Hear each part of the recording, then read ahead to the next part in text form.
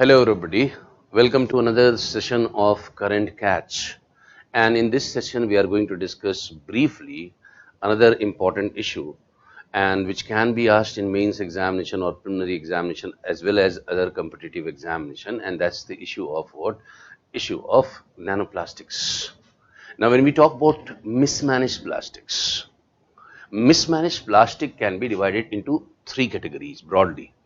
Macroplastic, which would be having a diameter of more than 200 mm, mesoplastic, which has a diameter between 4.75 to 200 mm, and microplastic, which is having a diameter of less than 4.75 mm.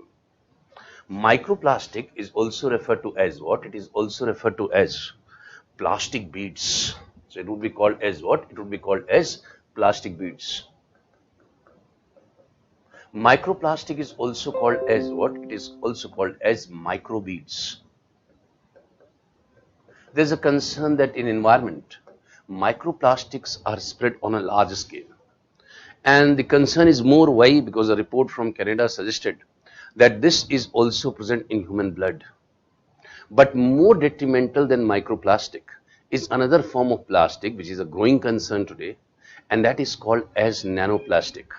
So when we talk about nanoplastic, nanoplastic has a size of less than 100 nanometers. So we are saying that nanoplastic has a size of less than 100 nanometers. And both microplastic and nanoplastics are concerned, but nanoplastic is more of a concern as far as the recent times is concerned.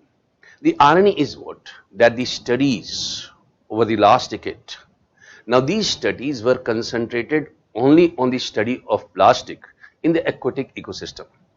But it has been recently found that plastic waste are more present in the terrestrial ecosystem. So we should confine our study to terrestrial ecosystem rather than aquatic ecosystem as such.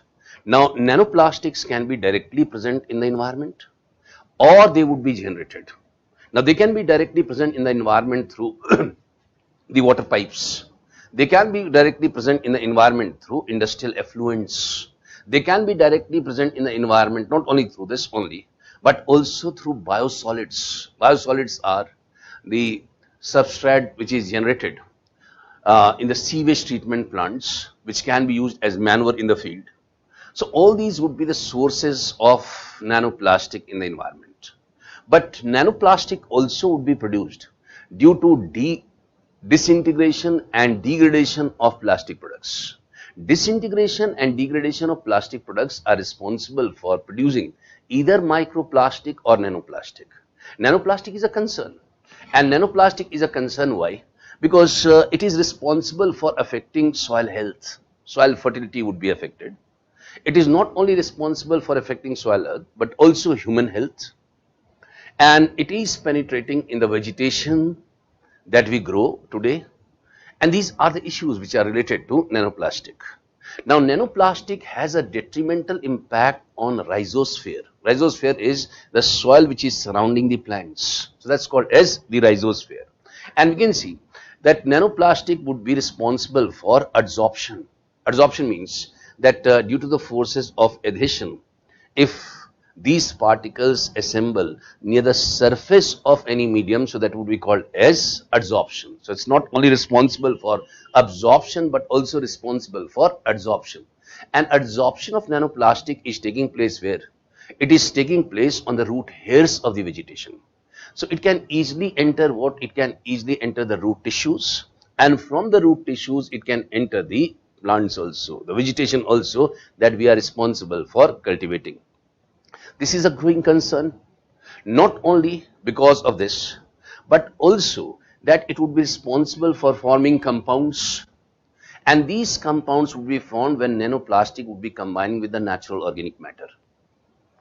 It is responsible for also the death of soil animals. So soil animals can be what? Soil animals can be nematodes, it can be earthworms, it can be protozoans. So all these would be killed because of nanoplastic which is present in the soil. So that's our concern related to nanoplastic. Now the time is imperative that not only we are responsible for studying the biochemical cycles, but we should be also responsible for studying the plastic cycle as such. Plastic cycle as such. So plastic is a concern, plastic is a hazard, but one concern related to this is nanoplastic, which we have discussed briefly. Thank you so much.